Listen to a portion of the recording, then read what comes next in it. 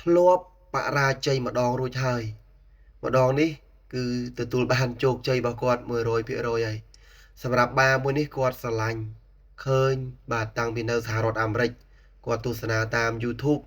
ឃើញបារមួយនេះគឺគាត់ស្រឡាញ់មែនទែន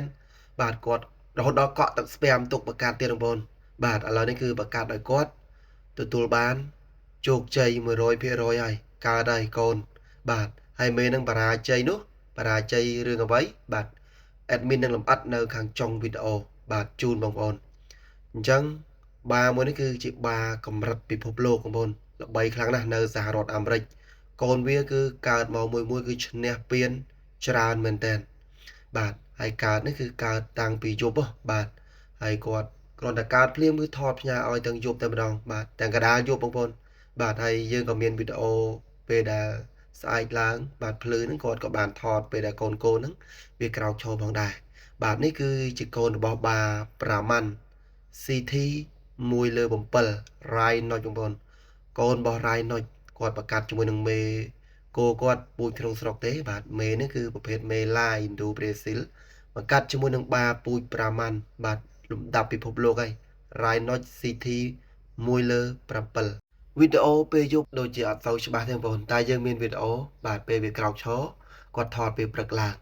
តែមុននឹងទស្សនាវីដេអូកូនគោក្រោកឈរចង់ឲ្យបងប្អូនទស្សនាវីដេអូចាស់សិនវីដេអូ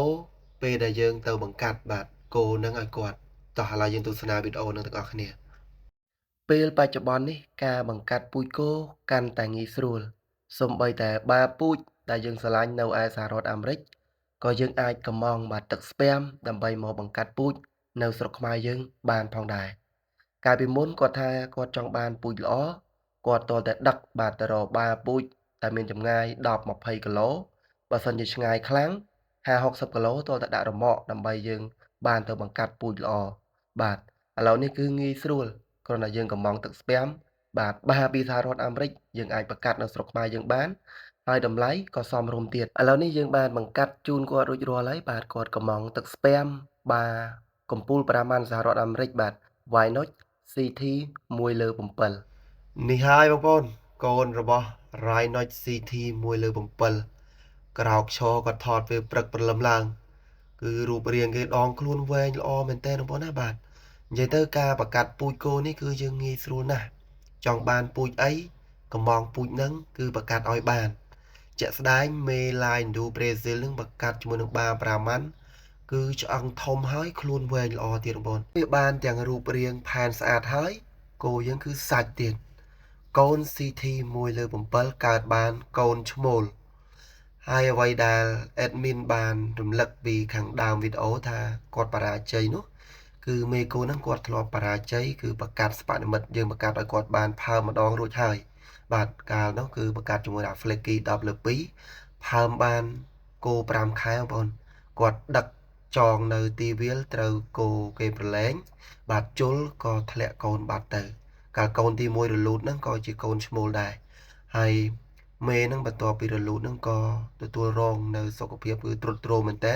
ដោយសារអត់ធ្លាក់កូនអញ្ចឹងគាត់ទុករហូតដល់បាទគោគាត់ហ្នឹងគឺដុនដាបមែនតើបងប្អូនរយៈពេល5 ថ្ងៃទើបគាត់ជូនដំណឹងឲ្យយើងទៅជួយបាទសង្គ្រោះអញ្ចឹងយើងបានទៅបាទលោក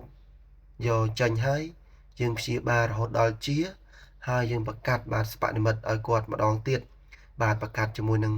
Rai Noch CT 1 លើ 7 ហ្នឹងគឺម្ដងគឺជាប់តែម្ដងអញ្ចឹងមេពូជគាត់នេះគឺងាយស្រួលបង្កាត់ណាបង្កាត់តែម្ដងទេគោនេះគោរបស់បងនៅខាងភូមិសំរោងបងទឹកឃុំភេរីមានជ័យស្រុកបសែតបងប្អូនខាងខេត្តកំពង់ស្ពឺ BKA ឯកទេសបង្កាត់ពូជគោសម្ប៉ានិមិត្តមានបាពូជល្បីៗច្រើនជម្រើសសម្រាប់ប្រជាកសិករសូមទំនាក់ទំនងតាមរយៈលេខទូរស័ព្ទខាងក្រោមទាំងពីរប្រព័ន្ធ